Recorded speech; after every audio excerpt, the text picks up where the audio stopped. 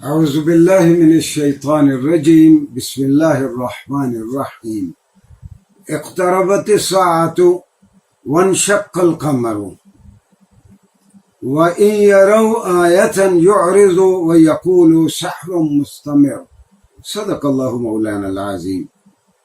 ناظرین گرامی، سورہ قمر کی پہلی دو آیات میں نے آپ کی خدمت میں پیش کی۔ چند منٹ قرآن کریم کے ساتھ اس پروگرام میں آج ہمارا موضوع ہے شق القمر، چاند کا دو ٹکڑے ہو جانا۔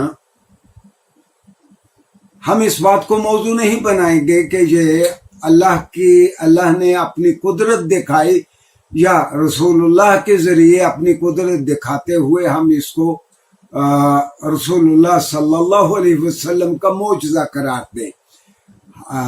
ہمارے علماء میں اور مفسرین میں اس بات پر اختلاف ہے، کئی لوگ اسے رسول اللہ صلی اللہ علیہ وسلم کا معجزہ قرار دیتے ہیں، کئی لوگ اسے اللہ کی صنائی اور اللہ کا براہ راست ایک اقدام قرار دیتے ہیں تاکہ لوگوں کو بتایا جا سکے کہ ایک دن آنے والا ہے جب سارے اجرام فلکی پھٹ جائیں گے یا ایک دوسرے کے ساتھ بھیڑ جائیں گے، اور وہ قیامت کا دن ہوگا جو بہت ہی ہولناک ہوگا۔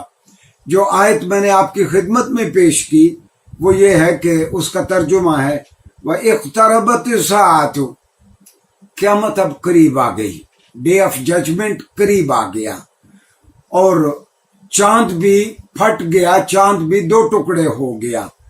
اور یہ جو مشرکین ہیں جب وہ ایسی باتیں دیکھتے ہیں تو وہ پہلو تہی کرتے ہیں، وہ انکار کرتے ہیں، دیکھ کے بھی نہیں مانتے، اور وہ یہ کہنا شروع کر دیتے ہیں کہ یہ رسول اللہ صلی اللہ علیہ وسلم کا ایک لگاتار جادو ہے جو وہ جادو کر کے دکھا رہے ہیں۔ حضرت عبداللہ ابن عباس رضی اللہ عنہ سے روایت ہے، اور اس حدیث کو بخاری شریف نے بھی بیان کیا، ابن کثیر نے البدایہ والنہایہ میں بھی بیان کیا، اور ابن حبان کی صحیح ابن حبان میں بھی اس کا تذکرہ ہے کہ حضرت ابن عباس کہتے ہیں کہ مینا میں جب یہ واقعہ پیش آیا تو میں نے دیکھا کہ سامنے کی پہاڑی کی جانب اشارہ کر کے کہتے ہیں، میں نے دیکھا کہ چاند کا ایک ٹکڑا پہاڑی کے اس جانب ہے، چاند کا دوسرا ٹکڑا پہاڑی کی دوسری جانب، اور مشرکین نے بھی دیکھا، اور مشرکین نے جب دیکھا تو انہوں نے اعلان کر دیا کہ یہ تو محمد عربی صلی اللہ علیہ وسلم کا جادو ہے۔ مشرکین ہی میں سے کئی نے، قریشیوں نے کہا باقی معترضین کو، بھئی اگر یہ جادو ہے صرف ہمارے لیے ہے، یہ تو ساری دنیا دیکھ رہی ہے، جہاں جہاں بھی مطلع پہ چاند نظر آتا ہے۔ اور ہوا بھی ایسا ہی۔ ہندوستان کی موجودہ برصغیر پاک و ہند کی ایک بہت بڑی اس وقت ریاست تھی، اور اس میں ایک بڑا جاندار اور طاقتور بادشاہ تھا، پیرومل۔ یہ مالابار کا بادشاہ تھا۔ مالابار علاقہ وہ ہے جس کو آج کل ہم کیرالا کہتے ہیں۔ دراصل کیرالا کی اور ہندوستان کی کچھ ریاستوں کی اس زمانے میں یہ بہت بڑی تجارتی منڈیاں تھیں، قافلے آتے تھے دیگر ممالک سے، وہاں سے وہ سپائسز اور مسالہ جات لیتے، خاص طور پر وہاں سے وہ چلی یعنی مرچیں لے کے جاتے۔ اور مالابار کے بادشاہ پیرومل نے جب یہ رات کو دیکھا کہ چاند دو ٹکڑے ہے، کچھ عرصہ دو ٹکڑے رہا، پھر وہ مل گیا، تو اس نے سارے انجم شناس بلائے۔ انجم شناس آئے جو ستاروں کا علم جانتے تھے اور بادشاہ کو بتایا کرتے تھے کہ سورج گرہن ہونا ہے، چاند گرہن ہونا ہے، اس کی وہ پیش گوئی کیا کرتے تھے۔ تو بادشاہ نے ان انجم شناسوں سے پوچھا کہ یہ تم نے دیکھا یہ چاند دو ٹکڑے ہے، یہ کیا ہے؟ وہ اس کی کوئی خاطر خواہ توجیہ نہ کر سکے، اور ان کو بھی وہ مان گئے کہ ہمیں یہ سمجھ نہیں آیا کہ یہ کیا ہوا ہے۔ کچھ عرصہ کے بعد یہودیوں کا اور عیسائیوں کا ایک تجارتی قافلہ مالابار سے گزرا۔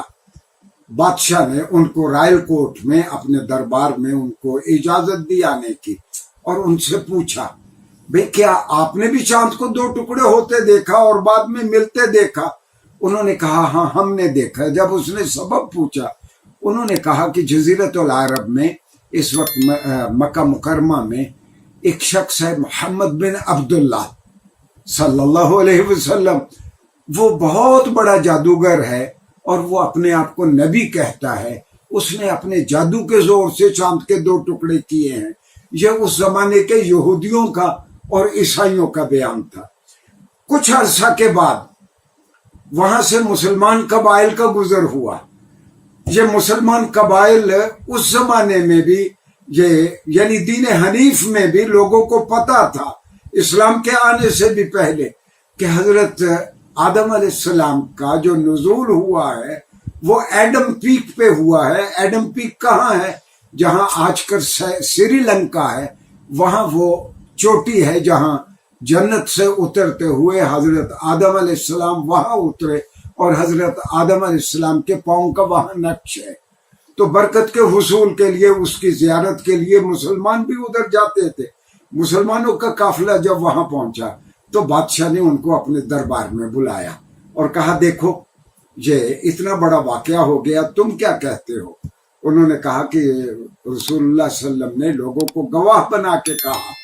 وہ اس وقت مینا میں تھے جب یہ واقعہ ظہور پذیر ہوا.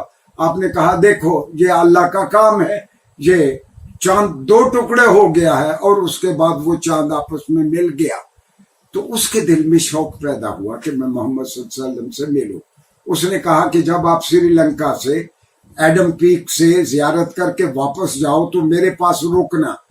واپسی پہ مسلمانوں کا قافلہ رکا اور پیرومل جو کیرالہ کا اس وقت کے کیرالہ کا بادشاہ تھا وہ مسلمانوں کے قبائل کے ساتھ وہ مدینہ منورہ آیا اور اس کو یہ شرف ملا کہ اس نے رسول اللہ صلی اللہ علیہ وسلم کے ہاتھ پہ اس نے اسلام قبول کیا. کچھ عرصہ مدینہ میں رہا، پھر وہ واپس اپنے وطن معلوف یعنی مالابار سٹیٹ جب آنے لگا تو عمان کی ساحل پہ تھا، بیمار ہوا، آنن فنن وہ فوت ہو گیا. اب دور حاضر کا ایک اورینٹلسٹ کا نام ہے سیباسٹین آر پرینک. یہ وینکوور ایک جگہ ہے ہمارے کینیڈا میں، وہاں کی ایک یونیورسٹی ہے، یونیورسٹی آف برٹش کولمبیا. وہاں یہ پروفیسر ہے اور اس نے ایک کتاب لکھی پچھلے دنوں میں، اور کتاب یونیورسٹی آف کیمبرج برطانیہ نے اس کو 2018 میں آج سے 2.5 سال پہلے اس کو شائع کیا. کتاب کا نام ہے مونسون اسلام. وہ اس سارے واقعے کا تذکرہ کرتا ہے اور کہیں وہ ریفیوٹ نہیں کرتا، اس بات کو رد نہیں کرتا کہ چاند 2 ٹکڑے نہیں ہوا. اس بات کو بھی وہ رد نہیں کر سکا کہ پیرومل رسول اللہ صلی اللہ علیہ وسلم کے پاس گیا اور جا کر اس نے اسلام قبول کیا. اس بات کو بھی وہ رد نہیں کر سکا کہ اپنے واپسی کے سفر پہ وہ عمان میں اس کا انتقال ہوا. لیکن سارا واقعہ بیان کرنے کے بعد یہ مستشرق، یہ اورینٹلسٹ، قرآن کے دشمن، وہ اس کو apocryphal account of the event, apocryphal account یعنی ایک غیر مصدقہ یہ ایک کہانی ہے جو میں بیان کر رہا ہوں. ناظرین گرامی، ریسرچ کے تو اصول یہ ہیں، خاص طور پر ہسٹوروگرافی کے، فلسفہ تاریخ کے اصول یہ ہیں کہ اگر آپ کسی واقعے سے انکار کرتے ہیں تو اس کے حق میں کوئی مادی شہادت لائیں. وہ کوئی شہادت پیش نہیں کر سکا اس کے مسلمان ہونے کے وہ نہیں کہہ سکا کہ وہ مسلمان نہیں ہوا. وہ یہ بھی نہیں کہہ سکا کہ چاند 2 ٹکڑے نہیں ہوا اور اس کے بعد چاند مل گیا. اور اس نے اس کو شک لوگوں کے دل میں پیدا کرنے کے لیے اس نے اس کو اپوکرائفل کہا. جیسے جیسے وقت گزرے گا قرآن کی ڈکٹیٹس اور قرآن کے مندرجات سامنے آتے رہیں گے، مزید تحقیق ہوگی چاند کے اوپر، پھر یہ روز روشن کی طرح کھل کے آ جائے گا کہ ہاں یہ چاند یہاں سے 2 ٹکڑے ہوا تھا. ناظرین گرامی، آئندہ شارٹ لیکچرز میں ہم قرآن کے کسی اور پہلو کا جائزہ لیں گے. شکریہ.